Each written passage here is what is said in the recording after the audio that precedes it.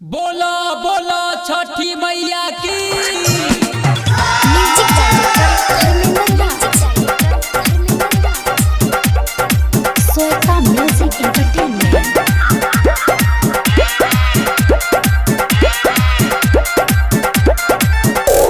झरी एगो बम चॉकलेट छोड़नी, दूगो बम आकाशी रॉकेट छोड़नी। झरी एगो बम चॉकलेट छोड़नी, दूगो बम आकाशी रॉकेट छोड़नी। एगो बूढ़ा के धोतिए में फंस गइल रे। आई हो दादा जुलुम हो गइल, बम ता बुढ़वा के धोतिए में फंस गइल। लगता फट गइल का हो धोती, अब तक बुढ़वा हमारा मार के मुआ दिए माई।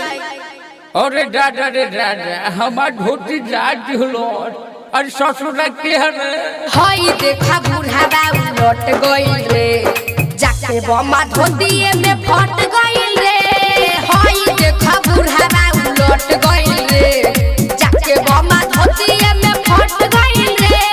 हई देखा बुढ़वा उलट गइल रे, जाके बमा धोतिए में फट गइल रे। हई देखा बुढ़वा उलट गइल रे, जाके बमा धोतिए में फट गइल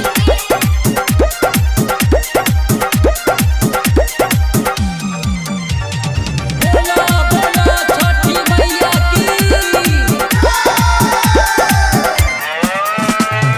घाट पे आए थे माचिस भिलाए थे, छोरा तो रही नगिनिया रे।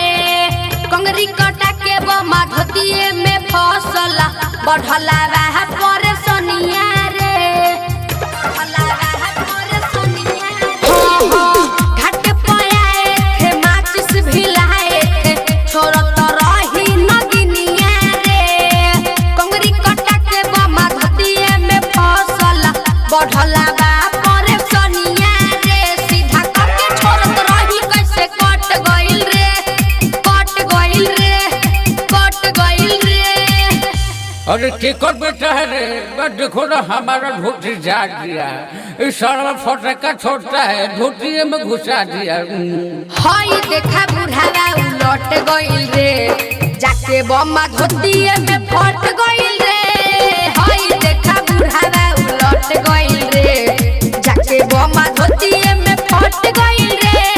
हई देखा बुढ़ावा उलट गइल रे, जाके बम्मा धोतिए में फट गइल रे।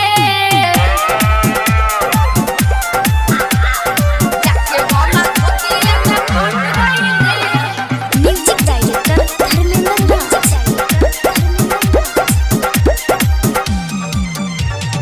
बोला बोला छठी मैया की। छठी घाटे पधुम धरा का होता भाई कतना रे। कहा बताई निगम नागेंद्र, कैसे घटला घटना रे। छठी घाटे पधुम धरा का होता भाई कतना रे। कहा बताई निगम नागेंद्र, कैसे घटला घटना रे। लागे पहलक के भेजा सटक गइल रे, सटक गइल रे, सटक गइल रे। आ तनी सोच समझ के परा का फरह ना, तभी बुढ़वा बेहोश भइल बा। आगे बार मर जाई ना तब अपन समझी ह। बेहोश बानी, रूप तोहरा बाप से कहता। हई देखा बुढ़ावा उलट गइल रे, जाके बम्मा धोतिए में फट गइल रे। हई देखा बुढ़ावा उलट गइल रे, जाके बम्मा धोतिए में फट गइल रे। हई देखा बुढ़ावा उलट गइल रे, जाके बम्मा धोतिए में फट गइल रे। श्वेता म्यूजिक एंटरटेनमेंट जटाडी चौक।